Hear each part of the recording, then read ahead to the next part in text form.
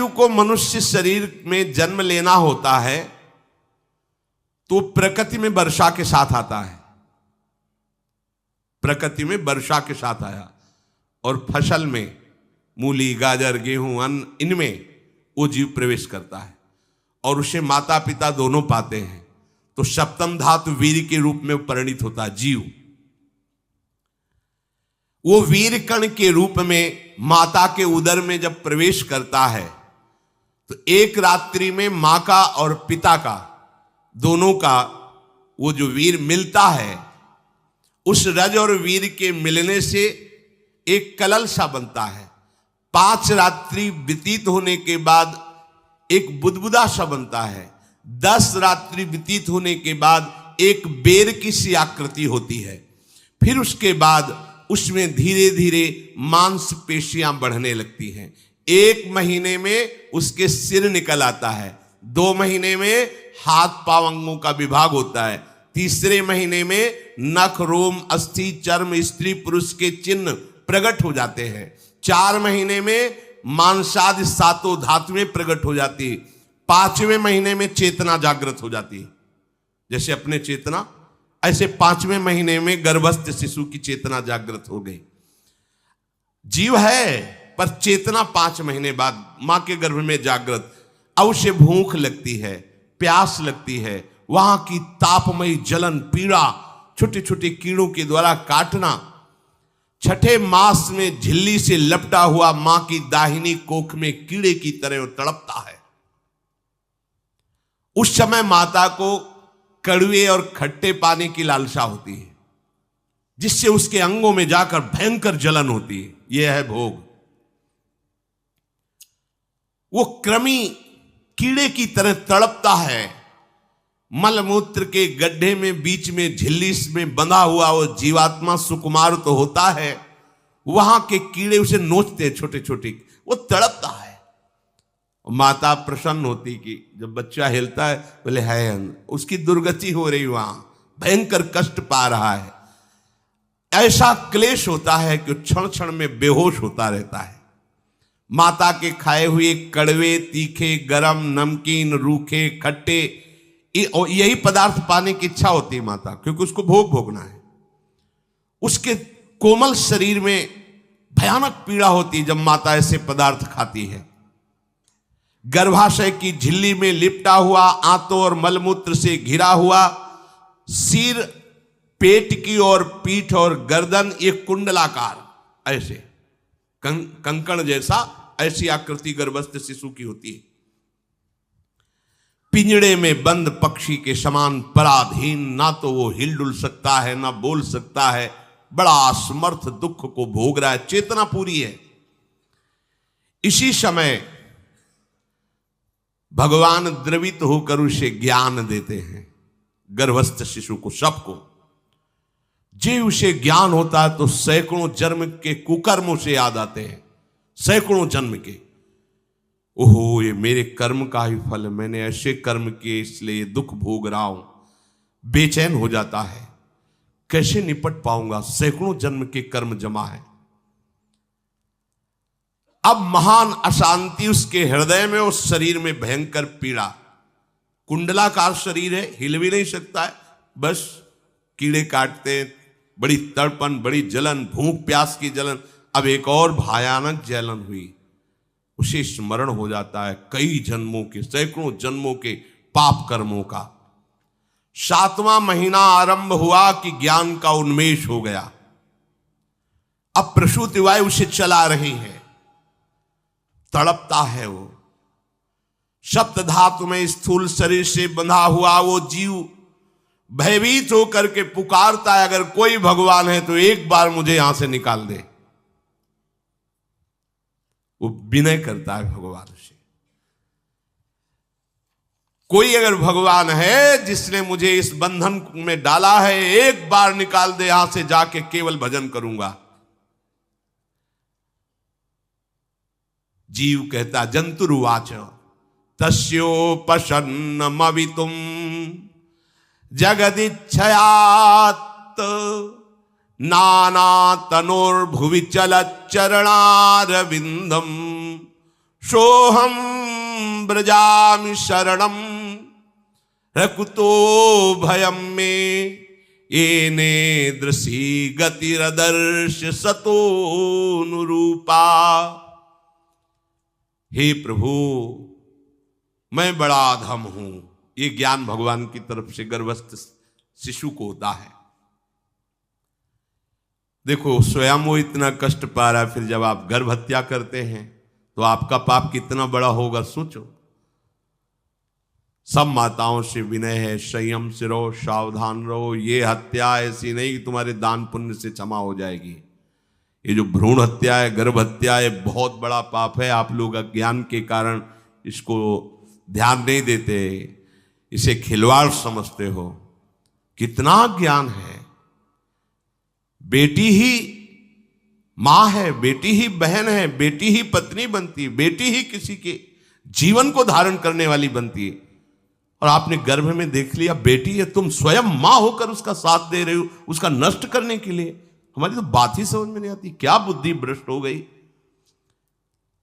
अगर पुरुष का इतना महत्व है तो बेटियां ना हो तो तुम्हारी कौन सी गति होगी सोचो जरा। जीना मुश्किल हो जाएगा तुम्हारा। तुम पुरुष किस काम के रह जाओगे। तुम्हारा अर्धांग काट दिया जाए तो तुम कैसे होगे।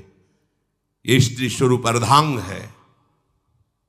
जिस घर में मां बहन नहीं है, स्त्री स्वरूप नहीं, स्मशान जैसा वो होता है। ध्यान दीजिए, ये बहुत बड़ी गलती है जो अपनी बेटियों की हत्या करते हैं। और ये वो पाप है जो अक्षम्य अपराध है। स्त्री हत्या करना शास्त्रों में बहुत बड़ा पाप कहा गया है। फिर वो तो बच्चा है, बिल्कुल नहीं। जिनसे हो गया है, श्रीमद् भागवत का सप्ताह मूल संस्कृत से सुनो और भगवान से प्रायश्चित प्रार्थना करो कि हे नाथ, भूल से गलती हो गई, दूसरा कोई उपाय नहीं। ध्यान से समझ लीजिए, तुम्हारे भ्रूण हत्या गर्भ हत्या के पाप को नष्ट करने में एकमात्र श्रीमद् भागवत समर्थ है, दूसरा कोई नहीं। कोई दान पुण्य तीर्थ स्नान तुम्हें क्षमा नहीं कर पाएगा। यह ऐसा महापाप है। अगर हृदय में जलन करके और मूल संस्कृत के द्वारा पूरी 7 दिन में भागवत श्रवण की जाए नियम से, तो भागवत समर्थ है, इस हत्या के पाप से भी आपको मुक्त कर देगी। जिनके ऐसे हत्या हो गई हो करवा लो, नहीं तो बुद्धि आगे भ्रष्ट करके तुम्हें हरि गुरु से विमुख कर देगा। ये पाप ऐसा नहीं कि तुम्हें 2-4 माला घुमाने से क्षमा हो जाएगा। ये महत अपराध है। सबकी समझ में नहीं आता, समझ जाओ, नहीं तो आप जहां भी हो वहीं से भ्रष्ट कर देगा। ये अपराध नष्ट नहीं होगा, श्रीमद् भागवत की कृपा से नष्ट हो जाएगा। यह हमें बहुत विश्वास है। श्रीमद् भागवत सप्ताह की यह है ही महामहिम। प्रेत योनि को प्राप्त धुंधकारी को सीधे भगवत पार्षद स्वरूप देकर परम पद में आरूढ़ कर दिया। केवल 7 दिन की मूल संस्कृत एक भी श्लोक नहीं छूटना चाहिए। अगर सप्ताहिकी का पारायण हो तो इस भ्रूण हत्या गर्भ हत्या से भी निवृत्ति मिल जाए। अब वो जीव भगवान को पुकारता है, मैं बड़ा नीच अधम हूं। आहा, भगवान आपने जो मुझे गति दिखाई है तो मेरे कर्म के अनुसार ही है, आपका इसमें कोई दोष नहीं। हम लोग जब कष्ट भोगते तो भगवान से कहते हैं हमने तुम्हारा क्या बिगाड़ा। भगवान ने नहीं बिगाड़ा, तू खुद देख क्या बिगाड़ लिया अपना। करो पापाचरण। अब देखो, हमने तो जीवन में कोई पाप नहीं किया और कितने गर्भ हत्या की है, कितनी खिलवाड़ समझे हो। ये बिल्कुल भयावह चीज है। आप लोगों को नहीं, हम बार बार इसीलिए कह रहे कि भयावह वस्तु है, तुम्हें बहुत ऊंचाई से घसीट के भ्रष्ट कर देगी। बहुत होश में हो, भूल के कभी ऐसा न करना जहां तक हमारी आवाज पहुंचे, जहां तक सुनाई दे। गर्भ हत्या मत करना, संयम से रहो। इस तरह का व्यवहार मत करो कि तुम्हारा मनुष्य जन्म ही व्यर्थ चला जाए। इसमें तीनों को बराबर दंड मिलेगा। गर्भ हत्या कराने वाला, गर्भ हत्या की प्रेरणा देने वाला और गर्भ हत्या में सहयोग देने वाला, जो औषधि डॉक्टर या जो भी, तीनों को दुर्गति होगी। माता पिता प्रेरक और कर्ता। ऐसा नहीं कि आप डॉक्टर हो तो आपको गर्भ हत्या करने का अधिकार नहीं। आप डॉक्टर हो दूसरे के शरीर को स्वस्थ करके निरोग करने के लिए, हत्या करने के लिए नहीं। कोई भी हमारा संविधान ऐसा आदेश नहीं करता कि आप गर्भ हत्या कर दो। ना भागवतिक और ना भारतीय संविधान। ऐसा संविधान आदेश नहीं करता। अब वो जीव कह रहा है कि प्रभु मेरे योग्य ही है, आपने जो मुझे दंड दिया है। मैंने सुना है कि आपकी शरण में जो आता है आप उसकी रक्षा कर लेते हैं। आपकी जो शरण में हो जाता है वो इस भूमि पर, भारत भूमि पर, विश्व पर निर्भय विचरण करता है, कोई उसे भय नहीं प्रदान कर सकता। प्रभु मैं इस माता के उदर में माया का रहस्य न जानने के कारण ऐसे कर्म किए कि मैं आ गया हूं, बहुत दुख पा रहा हूं। हे निर्विकार अखंड बोध स्वरूप परमात्मा, मैं बार बार नमस्कार करता हूं। प्रभु मेरे ऊपर कृपा कर दो, एक बार इस गर्भ से निकाल दो, मैं यहां से बाहर जाकर आपका निरंतर भजन करूंगा। ये वादा करके आए हम प्रभु से सब। प्रभु ने करुणा करके हमें चांस दिया है मनुष्य शरीर। प्रभु मैं बहुत जन्मों से इस समय स्मृति आ रही देख रहा हूं, कर्मों में भटकता रहा आपसे विमुख होकर के। ये जो मुझे अभी ज्ञान हो रहा है केवल आपकी कृपा से तत्कालिक है, तत्कालिक। एक तत्कालिक वैराग्य होता है, जैसे कथा सुनियो मन में आया कि अब तो भजन ही करना है। ये तत्कालिक है, स्थायी नहीं है। इसे स्थायी बनाओ। प्रभु आप अंतर्यामी हो, आप सब कुछ जान रहे हो। तीनों तापों की शांति के लिए भक्तजन आपका भजन करते हैं। मैं देहधारी होकर जीव माता के उदर में मलमूत्र से रुधिर की झिल्ली में फंसा हुआ माता की जठराग्नि के ताप से जल रहा हूं। प्रभु एक एक क्षण में यहां विकल होकर केवल इंतजार कर रहा हूं कि किस समय मुझे यहां से निकाला जाएगा। दीन बंधु यहां से कब मैं निकलूंगा। स्वामिन आप बड़े दयालु हो। आप जैसे उदार प्रभु ने मुझ गर्भस्थ शिशु को ये ज्ञान दिया। हे दीन बंधु आप अपनी कृपा से प्रसन्न हो जाइए। प्रभु एक बार निकाल दीजिए, मैं ऐसा भजन करूंगा कि दोबारा संसार के दुख में नहीं आऊंगा। कपिल भगवान कहते हैं, हे माता, वो गर्भस्थ बालक शिशु भगवान से प्रार्थना करता है, भगवान का आदेश होता है, तत्काल प्रसव वायु धक्का मारती है। जे ही प्रसव वायु धक्का मारती तो उसको ऐसा भयंकर कष्ट होता है, जैसा पीछे लिखा है कि जैसे जिंदा किसी की चमड़ी उतारी जाए, ऐसा मां के गर्भ से निकलते समय उसे कष्ट होता है। वो अत्यंत कष्ट से व्याकुल होता है। उसी समय उसका वो ज्ञान नष्ट हो जाता है जो भगवान ने दिया था। उस समय उसकी श्वास की गति रुक जाती, जैसे किसी का गला दबा दिया जाए तो कैसा लगेगा। ऐसे ही पूरी की पूरी भागवती की स्मृति नष्ट हो गई। होश आया तब देखा कि वो बाहर पड़ा हुआ है, माता के उस मलमूत्र में सना हुआ विष्ठे की कीड़े की तरह। गर्भवास में जो दिव्य ज्ञान प्रकट हुआ था भगवान की कृपा से, वो सब नष्ट हो गया। भूमि परत भा ढाबर पानी, तिम जीवे माया लपटानी। चेतन आई तो रोने लगा। वो ज्ञान कहां गया, वो ज्ञानदाता कहां गया। वो कहता कहां कहां, बोले थाली बजाओ बच्चा हुआ है। और वो तो रो रहा है कि कहां, वो ज्ञान कहां गया जिसके बल से मैं कह रहा था कि बाहर निकाल दो, मैं आपका भजन करूंगा। सब खत्म ज्ञान। जो लोग उसका अभिप्राय नहीं समझते वो उत्सव मनाते हैं। बालक हुआ है, वो रो रहा है, वो कहां गया ज्ञान, कहां कहां कहां। छोटा बालक यही रोक कहता कहां। अभी जो ज्ञान उत्पन्न हुआ था, जो अभी भगवान का बोध हुआ था, वो कहां गया, कहां गया।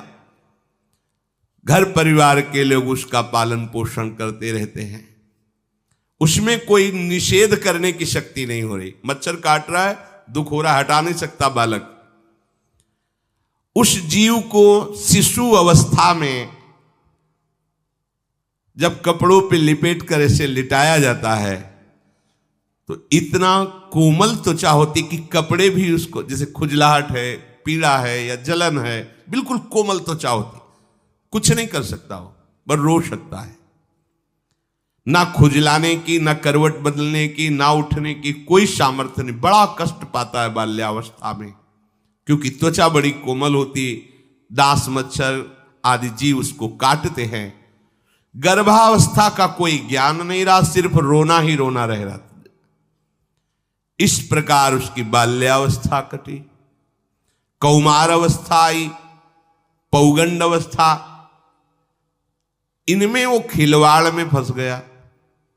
जैसे जैसे बड़ा होता जाता, चेतना, गुनगुना, ये कार, ये प्लास्टिक के ऐसे, उनमें मगन है। देखो ना छोटे बच्चों को, अज्ञानवश इसकी ये अवस्था कट गई। बड़े भाग्यशाली ऐसे भी बच्चे हैं जो तुतला के बोलते, उनकी मैया कहती राधा बोलो, राधा। देखो ये सौभाग्य, प्रणाम है उन माताओं को जो अपने बच्चों को भगवान नाम बुलाती हैं कि आप बोलो, श्री हरिवंश बोलो, राधे राधे बोलो। धीरे धीरे उसकी युवा अवस्था पहुंची। इस समय उसके अंदर एक भूत सवार होता है। जवानी का भूत है, ये सबके सवार होता है। अगर मंत्र चल रहा है तो भूत नहीं चढ़ेगा, नाम चल रहा है तो भूत नहीं चढ़ेगा, नहीं तो भूत चढ़ जाता है। ये कुछ भी करवा सकता है भूत, भूत ही तो है ना। वैसे ही पंचभूत लिपट गए, ये ऊपर से जवानी का और भूत सवार हुआ तो जौवन ज्वर के ही नहीं बलकावा। जवानी में कोई भी ऐसा अपराध नहीं जो हो ना जाए। बड़ा भयानक इसमें स्वरूप होता है। इसमें केवल भोग, केवल भोग, एक ही दृष्टि रहती है, भोग भोगना। अज्ञानवश जब भोगों की प्राप्ति में बाधा पड़ती तो भयंकर वो क्रोध करता है, शोकाकुल होकर हिंसा कर बैठता है। जैसी घटनाएं सुनने को मिलती हैं, राक्षसी घटनाएं, ये भूत है जवानी का। जहां कामना में बाधा पहुंची, क्रोध, क्रोध में वो समझ नहीं पाता कि मेरे जैसा ही प्रिय शरीर उसका है जो मैं वर्ताव कर रहा हूं। सदेहेन मानेन वर्धमानेन मन्युना करोति विग्रहम कामी कामेष्वंताय चात्मनः।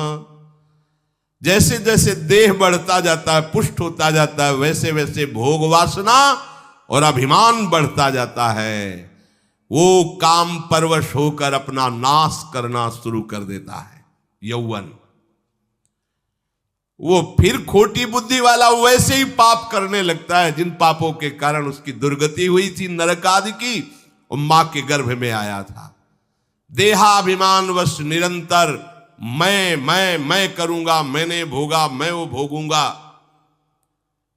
उसे ये ज्ञान नहीं रहता कि मैं वादा करके आया हूं कि भजन करूंगा और इस संसार से मुक्त हो जाऊंगा। भूल गया। इसी शरीर से उसको फिर भयंकर कष्ट भोगने पड़ेंगे। इसी का नाम संसार चक्र है। अगर कहीं उसे सत्संग मिल जाए, सन्मार्ग में चल दे, तो माया भेजती है दो प्रकार के लोग उनको भ्रष्ट करने के लिए। एक जिह्वा रसेंद्री को और एक उपस्थेंद्री जनेंद्री के भोगों का समागम भेजती है। फिर ही भोगो, ध्यान रखना। शास्त्र है, सत्य एक एक अक्षर है। जब किसी को सत्संग मिल जाता है तो सत्संग का प्रभाव होता है भगवत मार्ग में रुचि पैदा करना, प्रभु अच्छे लगना, प्रभु का नाम जप करना, सत्य मार्ग में चलना। जब तुम सतमार्ग में चलोगे तो दो प्रकार के लोग भेजे जाएंगे। बढ़िया हलवा, बढ़िया खीर, रबड़ी, लो प्रभु, पाव, आरोगो, रसेंद्री और फिर जनेंद्री। फिर कोई परेशानी नहीं, भोगिए आप। फिर वो ऐसे विषयी पुरुषों का संग करके वैसे ही पहले की तरह फिर पाप करने लगता है।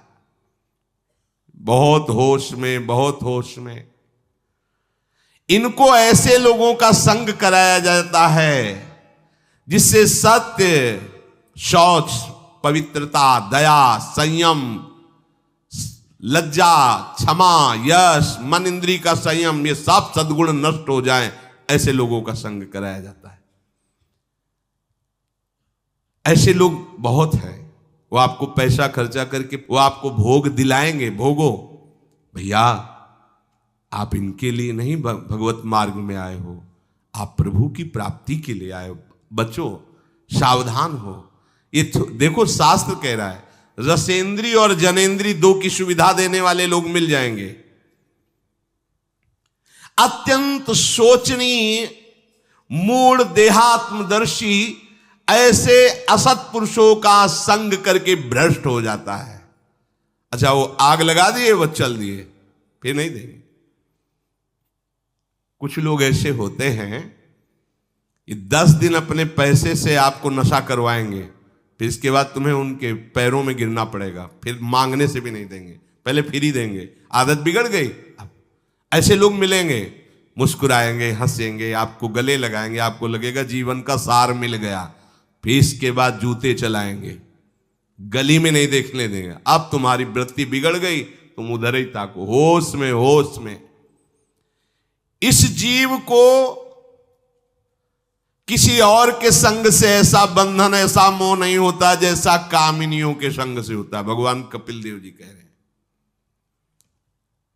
न तथास्य भवेन्मोहो बंधश्चान्य प्रसंगतः योषित संज्ञाद यथा पुरुषो यथा तत्संग संगता। कामी पुरुषों का, कामिनियों का संग जैसा परमार्थ भ्रष्ट करता है, वैसा और किसी से नहीं हो सकता। इसलिए तुम इतना अपने को मत साधक समझ लो कि हमारा कौन बिगाड़ सकता है। उदाहरण में दे रहे, प्रजापति स्वाम दुहितरम दृष्ट्वा तद्रूप धर्षितः रोहित भूताम शोनवधा वृक्ष रूपी हतत्रपहा। स्वयं प्रजापति भगवान ब्रह्मा जी ने अपनी पुत्री को जब देखा, प्रसंग आता है, सरस्वती जी, बहुत सुंदर सरस्वती जी है, तो अपने को संभाल न सके। उनके रूप, लावण्य और यौवन के स्वरूप को देखकर भगवान ब्रह्मा जी आकर्षित हो गए। इसलिए दूसरों की तो बात ही क्या है, हम सब ब्रह्मा के ही बनाए हुए हैं, वो आकर्षित हो गए। इसलिए बलम में पश्चिमाया स्त्री मैया जैनो दिशाम या करोति पदाक्रांतान भूर्विजंभेण केवलम। हे माता, मेरी माया का बल देखो, जो अपने पैरों से विश्व को कुचल सकते हैं, ऐसे दिग्विजयों को अपने पैरों के नीचे कुचल दे, वो मेरी माया है। देखो, बलम में पश्चिमाया स्त्री मैया जैनो दिशाम, जो 10 दिशाओं पर विजय प्राप्त कर सकते, उनको भी घुटने टिकवा दे, ये मेरी माया है। संगम न कुर्यात् प्रमदा सुजातु योगस्य पारम परमारुरुक्षु मत्सेवया प्रतिलब्धात्म लाभो वदन्ति या निरय द्वारमस्य। श्री भगवान कह रहे हैं, अहो मेरी इस माया का बल देखो। इसलिए जो मेरे को प्राप्त करना चाहता है, योगारूढ़ होना चाहता है, भजन में आगे उन्नति चाहता है, उसे चाहिए जो तुम्हें भ्रष्ट करने के लिए इशारे करे, चाहे स्त्री हो चाहे पुरुष, तजिए ताहि कोटि बैरिशम यद्यप परम सनई। वो मित्र नहीं, वो माया के द्वारा भेजा हुआ दूत है। चाहे कोई भी हो, होश में तुम समझते हो कि बाजी जीत गए, भाग्य खुल गए, तरस रहे थे भोगों के लिए, मिल गए भोग। अरे नारकी गतियों से बचने के लिए तुम्हें अवसर मिला था, फिर नरक जा रहे हो। तुम समझते हो कि इसको भोग ले तो सुखी हो जाए, उसको जो भोग रहा है वो समझता है उसको भोग ले तो सुखी हो, उसको वो पूरी सृष्टि इसी भ्रम में फंसी हुई है। होश में हो जाओ। जो परम पद चाहता है, भजन करना चाहता है, ठीक से मार्ग में चलना चाहता है, उसे शब्द भगवान के याद कर लेने चाहिए। चाहे वो स्त्री हो चाहे पुरुष, जो तुम्हें गंदी बातें सिखाए, गंदी बातें दिखाए, गंदी बातें करने के लिए प्रोत्साहन दे, जाके संग कुमति मति उपजय करत भजन में भंग तजोरे मन हरि विमुखन को संग। गृहस्थ हो तो धर्म के अनुसार अपनी पत्नी मात्र में सीमित रहो। ये उद्दंडता तुम्हारा नाश कर देगी। ये जो आज नई रीतियां चल रही हैं, ये भगवान ब्रह्मा जी ने अपने पुत्रों को बुलाया। चारों युग ये पुत्र हैं भगवान ब्रह्मा के, सतयुग, त्रेता, द्वापर, कलयुग। सतयुग से कहा भाई हमने रचा है नरक, तुम्हारा स्वभाव सत्य में स्थित होना है, इसलिए हमारी आज्ञा का पालन करो कि नरक खाली भी नहीं रहना चाहिए। तो उनका पिताश्री, जब हमारा स्वभाव आपने ही रचा है तो मेरे राज्य में कोई नरक जाए, भूल चूक से किसी को नरक नहीं जाने देंगे। त्रेता से कहा तो उन्होंने कहा कोशिश करेंगे अपने बड़े भाई का अनुगमन करने की। द्वापर से कहा तो उन्होंने कहा कोशिश करेंगे आपकी आज्ञा का पालन करने की। समझना। लेकिन जब कलयुग आया तो मुस्कुरा के बोला, पिताश्री जैसे बड़े भैया ने कहा मेरे राज्य में कोई नरक मेरी जानकारी में नहीं जा पाएगा, ऐसे ही मेरे राज्य में कोई स्वर्ग या परम पद मेरी जानकारी में नहीं जा पाएगा। मैं सीधे हाउसफुल करूंगा नरक। देख लो ना, शराब पीना, व्यभिचार करना, जुआ खेलना, चोरी करना, हिंसा करना, ये इसके प्रधान स्थान हैं। ब्रह्मा जी से कहा आप चिंता मत करो, जैसे बड़े भैया कहते हैं कि हमारे राज्य में कोई नरक नहीं जाएगा, ऐसे हम आपको वचन देते हैं। अगर हमारी दृष्टि पड़ी तो न स्वर्ग जाने देंगे न परम पद में जाने देंगे। तभी महाप्रभु कहते पाए जान जगत में सब जन कपटी कुटिल कलयुगी टंचू। कलयुग ने सबको देख रखा है, सबको अधीन कर रखा है। अगर बच सकते हो तो एक हरिनाम है, राधा नाम है, जो कलयुग का प्रभाव नहीं पड़ने देगा। इसलिए होश में, चाहे वो पुरुष हो या स्त्री हो, रिश्तेदार हो, नातेदार हो, कोई हो, जिसके संग से भोग वासना बढ़े, भगवत विमुक्ता हो, दूरी बना लो, तत्काल दूरी बना लो। वो मित्र नहीं, वो भारी दुश्मन है, जो तुम्हें फिर वही दुर्गति में ले जाएगा जो गर्भ में वादा किया वो नहीं कर पाओगे।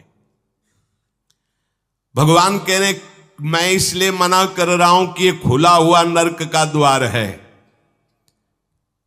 वदंती या निरय द्वारमस्य, निरय माने नरक का द्वार, अस्य माने ये भोग विलासिता खुला हुआ नरक का द्वार है। इसका भाव ये है कि इसमें सुख तो है नहीं, सुख भासता है। भासना और है में अंतर है।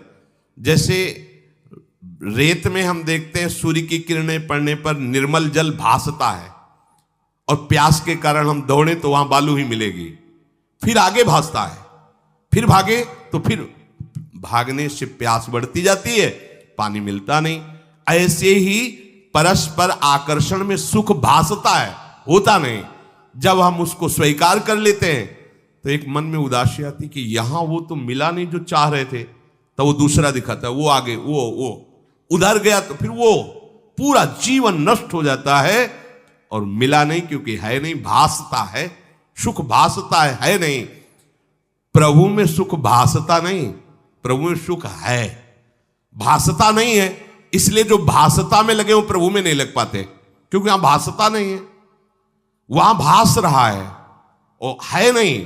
यहां है, भास नहीं रहा है तो है का परिचय नहीं है, इसलिए वो यहां लग। और जो लग गया तो नाच नाच के मीरा जी कहती पायो जी पायो मैंने राम रतन धन पायो।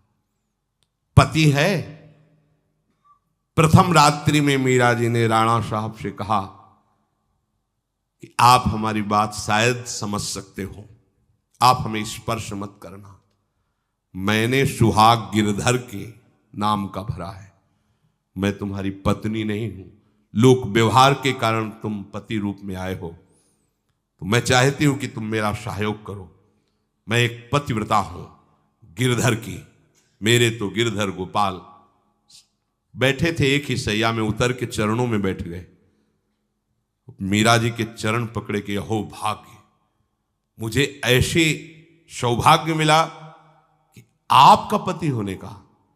एकांत में आप हमारी गुरु होंगी और समाज में आप पत्नी का स्वांग करेंगी, जिससे आपको विक्षेप नहीं पड़े। आजीवन निर्वाह किया, एकांत में गुरुवत मीरा जी के प्रति व्यवहार करते राणा साहब, और व्यवहार में मीरा जी पत्नी जैसा व्यवहार में बाहर और अंतर में ऐसी सदगति हुई राणा की जो बड़े बड़े योगियों को दुर्लभ है। वो मीरा जी जीवन में कभी भी किसी भोग को स्वीकार नहीं किया। गिरधर के रंग राची, सब भोग चरणों में लुट रहे थे। सोचिए, राज परिवार में ब्याही गई, क्या था? किसी भी सुख की आकांक्षा नहीं। यह है रंग श्री हरि का। है नहीं ना उनमें सुख, जो है सुख वो मिल गया तो फिर भासने की तरफ क्यों बढ़ेगा? इसलिए ये जो मेरी माया है, ये मित्र बनकर पहले सेवा के बहाने से धीरे धीरे पास आती है। आती है का शब्द माया के लिए है। वो किसी भी रूप में होगी। माया का कोई रूप नहीं आज तक वर्णन किया गया। कोई भी रूप हो, वस्तु, व्यक्ति, स्थान, घटना, कुछ भी। उपासक जब समझ नहीं पाता तो वही उसकी नाश का कारण बन जाती है। बहुत सावधान। हमें नहीं पता किस रूप में आएगी। जिनको पता है हम उनको अपने पास रखें। वो है नाम, राधा राधा, फौरन पता चल जाएगा आपको पक्का। ये ठीक नहीं, नहीं बहुत श्रद्धा, नहीं बिल्कुल हटो, बिल्कुल हटो, अंदर से आए, बिल्कुल हटो। नहीं तो कोई समझाने वाला थोड़ी था बचपन से हमें कि भाई पास कोई हो, यही नाम। जहां कहीं कोई प्रियता, कहीं आश्रमों में कहीं कुछ समझ में, हटो हटो हटो, ये नाम हटाते हटाते हटाते जहां लगाना चाहिए वहां लगा दिया। नाम अगर है अंग रक्षक तो तुम्हें माया से बचाता रहेगा, क्योंकि जिनकी माया है उन्हीं का नाम है। वो खूब अच्छे से जानता है, माया को पहचानता है। नाम आप नहीं पहचानोगे पक्का, क्योंकि वो बाहर से ही नहीं आती, वो अंदर से भी आती है। ये सब माया के ही पार्षद है। मन बुद्धि चित्त अहंकार सब माया में है। नाम चलेगा तो अंदर और बाहर दोनों जगह सुरक्षित रखेगा। पकड़ लीजिए। वो तिनके में ढके हुए कुएं के समान होती है। पता नहीं चलता कि कितना गहरा कुआं है। ऊपर से तिनके से ऐसा लगता भूमि, जो पैर रखा गिर गए कूप में, अब निकल नहीं सकते। जब मेरी माया में आसक्त हो जाता है तो अंत समय फिर उसी माया का स्मरण आता है। वही सब मैं और मोर तोड़ते हैं। अब वो फिर उसी चिंता से फिर वही फंस गया, फिर वही दुर्गति प्रारंभ। तो हे माता, जो हरि से विमुख हैं उनका ये चक्र चलता रहता है। पुनरपि जननम पुनरपि मरणम पुनरपि जननी जठरे शयनम। इसलिए मुमुक्षु उपासक को चाहिए कि ना कोई भय स्वीकार करो, डरो मत माया से। देखो भगवान के वचन, ना किसी के सामने दीन हो। भक्ति की दैन्यता अलग है, विषयों की दीनता नहीं। ये साधु में कभी नहीं हमने देखा, किसी भी साधु में ये नहीं। साधु है ये नहीं होगा जब मर जाए पक्का, और साधुता नहीं है तो फिर इतना ही है, फिर और रही क्या गया है। फिर साधुता में ये तो नहीं होता पक्का। हम कहते हैं बहुत हजारों संतों से मिले, ये नहीं होता। अरे रिद्धियां सिद्धियां मारी घूमती पीछे, वो हाथ फैलाएंगे। हाँ, आचार्य आदेश के कारण रोटी मांगते हुए बड़े बड़े सिद्धों को देखा गया है। टुकड़े रोटी के मांगने, आचार्यों का आदेश है। भिक्षा औषधम अन्नम, भिक्षा रूपी अन्न रूपी औषधि से उदर पोषण करे, ऐसा आचार्य। चाहे वो भगवान शंकराचार्य हो, चाहे आप प्रेम के उपासक हो। भूख लगेगो मांग खाऊंगो, गिनो न सांझ सवेरो, ब्रजवासन के जूठ टूक और घर घर छाछ महेरो, ऐसो कब करी हो। बस साधु 30 मिनट के लिए केवल भिक्षुक बनता है और 23.5 घंटा के लिए बादशाह रहता है। मिले तो ना मिले तो बस भिक्षा बादशाह। जाय न चाहे कबो कछ तुम सन सहज सने, बसो निरंतर तासुर सुराउर निजगे। साक्षात भगवान हृदय में खेलते रहते हैं। दीनता नहीं होनी चाहिए। ये भागवतिक दैन्यता अलग है, ये दलिद्रता रूपी दीनता नहीं होनी चाहिए कि ठंडी लग रही कपड़ा दे दो, देखो हमें तीर्थ यात्रा करनी पैसा दे दो, हमें यज्ञ कर। कौन सी यज्ञ करनी तुम्हें? कौन सी यज्ञ? श्वासों को बोलो राधा राधा राधा, एक एक श्वास की आहुति, इससे बड़ी कोई यज्ञ होगी? पूरा जीवन समर्पित, इससे बड़ा कोई तीर्थ होगा? अरे जहां चरण रख दे वहां तीर्थ प्रकट हो जाए, ऐसी भक्ति की महिमा होती। तीर्थ ही कुर्वन्ति तीर्थानि। ये दीनता नहीं होती साधुओं में, पाखंड में होती। दीनता साधुता में नहीं होती।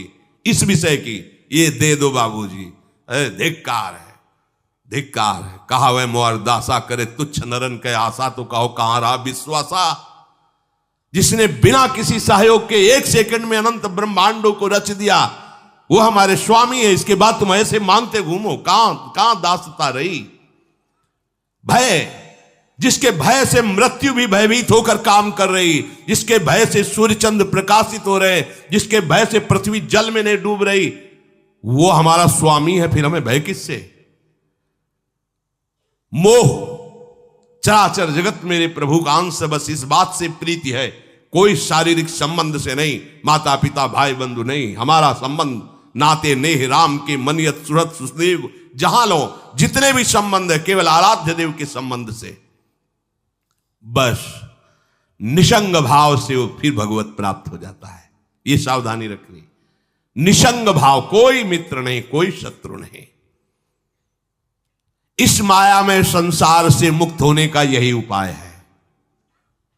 भय नहीं, दीनता नहीं, मोह नहीं, किसी का संग नहीं, अपने श्यामा श्याम श्यामा श्याम श्यामा श्याम, उनके नाम के, उनके आश्रित। वो आगे से आगे ऐसा दुलार करते हैं, आपको सोचना ही नहीं पड़ेगा। जैसे माँ को पता है बाल भोग कब कराना है बच्चे को, कौन सी पोशाक धारण करानी है, कहाँ उसको खेलने ले जाना है, ऐसे ही हमारे प्रियालाल को पता है ये दास है, इसको कब क्या। सच्ची मानिए, आगे से आगे व्यवस्था उनकी। आश्चर्य में हो जाओगे आप जब अपना अहंकार उनको समर्पित कर दोगे। हम अहंकारी जीव अपने अहंकार के कारण धक्का खाते घूम रहे। नहीं, अखिल कोटि ब्रह्मांडों का सृजन करने वाला प्रभु है। 4 लाख योजन का एक पहाड़ केवल है, सोने का प्योर सोने का, मिलावट नहीं। 4 लाख योजन, 1 योजन 4 कोस, 1 कोस 3 किलोमीटर। कितना एक से एक रत्न इस पृथ्वी में है। ऐसे मालिक के गुलाम हो, ऐसे हाथ फैलाते घूमो। राधा राधा। इस शरीर को बहुत ध्यान से सुन लो। जो इस शरीर को निक्षेप माने धरोहर होता है, धरोहर की भांति। जैसे हम तुम्हें दे दें कि 500 रुपये रख लो, हमें जब काम लगेगा ले लेंगे, तो 500 रुपये रखे आपकी जेब में, लेकिन आप कभी उसे अपना नहीं मानेंगे। अगर कभी आवश्यकता पड़ी, किसी ने बताया भी कि 500 रुपये आपकी जेब में, नहीं, वो तो धरोहर है। जब वो मांग लेंगे तो उनको हम खर्चा, धरोहर का खर्चा स्वयं में नहीं किया जाता। ईमानदार आदमी धरोहर को जैसे रखा वही, ये नहीं कि हम 500 खर्चा कर लेते हैं फिर कमा के 500 दे देंगे, नहीं, वही सेम टू सेम वैसे ही वापस होगा। तो ये शरीर प्रभु की धरोहर है। सुधा निधि में भी एक श्लोक में आया है, ये प्रियाजू की धरोहर है। कबीरदास जी ने कहा है, चदरिया जैसी की तैसी धरि दीनी। जैसी दी थी प्रभु, हमने मलिन नहीं की, वैसे की वैसे वापस कर दी। तो क्या होगा उसका परिणाम? मोक्ष, भगवत प्राप्ति। इसे मलिन करने का अधिकार तुम्हें नहीं। ये चदरिया जो मिली है, मनुष्य शरीर, ये भगवत प्राप्ति। इसे गंदा मत करो। शरीर को धरोहर की भांति रखकर, ये गुरु की संपत्ति है, ये इष्ट देव की संपत्ति। तन वांग मनोभिरमलय सोहम तविवासिता। ये शरीर, ये मन, ये वाणी हमारे गुरुदेव को समर्पित, उनकी आज्ञा के अनुसार चलना है। तो क्या होगा? अनासक्ति बढ़ेगी, किसी से कोई राग नहीं। अनासक्त होकर भगवत प्राप्त हो जाएगा। एक ही उपाय समस्त दुखों से बचने का, मामुपेत्य। जो मेरे आश्रित हो गया, मेरा भजन करता है, पुनर्जन्म नहीं होता उसका। क्योंकि दुखालयम शाश्वतम, संसार में वही जवानी, वही बुढ़ापा, वही रोग, वही योनियों में भटकना। थोड़ा तो थक जाओ। तुम्हें नहीं चाहिए दिव्यता, तो कम से कम इतना समझ लो। फिर वही प्रारंभ वाली बात कहते हैं कि देश विदेश सुख के लिए भटकते हो, तो हम भी तो ऐसे देश की बात कर रहे हैं जहां सुख ही सुख है। जहां काल की भी चाल नहीं है, वो है निकुंज देश। निकुंज देश के राजा हैं श्यामा श्याम। चलो ना वहां, राधा राधा रूपी धन कमाओ, यहां किसी से व्यवहार न करो, प्रेम का व्यवहार भगवत समर्पित करो, राग द्वेष का व्यवहार मत करो, तो इसी जन्म में ये कर्म परंपरा खत्म हो जाएगी। पता नहीं कौन कौन सी योनियों में हमें जाना पड़े मां के गर्भ में। इसलिए भाई ये आखिरी जन्म होना चाहिए, ऐसा कर लो, ऐसा धन कमा लो जो तुम्हारे साथ चले, वो है राधा नाम। अब जीवन में धोखा ना होने पावे। सबसे प्रार्थना है बच जाओ, आगे और कलयुग भयानक रूप लेके आएगा, आपसे भजन नहीं होगा। अभी देख लो, न खान पान पवित्र है, न संग पवित्र है, न दृश्य पवित्र है, आगे तो और भी। ये ऐसा समय पैदा करेगा कलयुग कि कोई राम कृष्ण हरि नाम सुनाई नहीं देगा। भा भ्रष्टाचारा सब संसारा धर्म सुने नहीं, कहीं स्वाहा स्वधा तो खत्म होता जा रहा है। देख लो, पहले यज्ञों की भरमार होती थी, कहां यज्ञ हो रहे हैं। ऐसे ही अभी सत्संग सुनने को मिल रहा है। कितने जगह सत्संग होता है, भगवत प्राप्ति का कितनी जगह सत्संग होता है, खोज लो आप पूरे भारत में। कितनी जगह शुद्ध शास्त्र सम्मत भगवत मार्ग की बात मिलेगी। कितने नाम जापक रह गए हैं। वास्तविक आगे चल करके आपको सपोर्ट ही नहीं मिलेगा भक्ति का। जैसे अभी डरने लगे कि अगर तिलक लगा के जाएंगे तो ऑफिस वाले क्या कहेंगे, स्कूल में तो कंठी और तिलक ही नहीं धारण करने दिया जाता। बच्चे कहते हैं, घर में कहते हैं तुम सुहागवती हो, कंठी तो विधवा धारण करती हैं। कैसा दुर्बुद्धि घर वाले। और ठाकुर सेवा ये तो विधवाओं का काम होगा। सच्ची सौभाग्यवती वही है जिसने ठाकुर सेवा स्वीकार कर ली। सच्चा मंगल सूत्र कंठी ही है जिसने हरि का पहन लिया। कैसी मंद बुद्धि है लोगों की। ऐसी मतलब सौभाग्यवती भी कंठी पहन सकती हैं, तो हमें लगता है इससे बड़ा दुर्भाग्य क्या होगा, हम इसे सौभाग्य मानेंगे। राम हरि कृष्ण बोल न पावे, कंठी न धारण करे, रज न धारण करे और उसे सौभाग्यवती, तो कौन सा सौभाग्य। मरण धर्मापति, कुछ दिन में वो भी मरेगा, फिर बनना क्या बनना। न भजन लायक रह जाओगे, न संसार लायक रह जाओगे। प्रार्थना मान लो, थोड़ा कड़ुआ लगेगा लेकिन बहुत मीठा है परिणाम इसका। यत अग्रे विस्मयो परिणामे अमृतोपमम। जिसमें शुरुआत विष जैसी लगे उसका परिणाम अमृत में होता है। खूब भजन करो और इसी जन्म में श्री जी को प्राप्त करो। श्री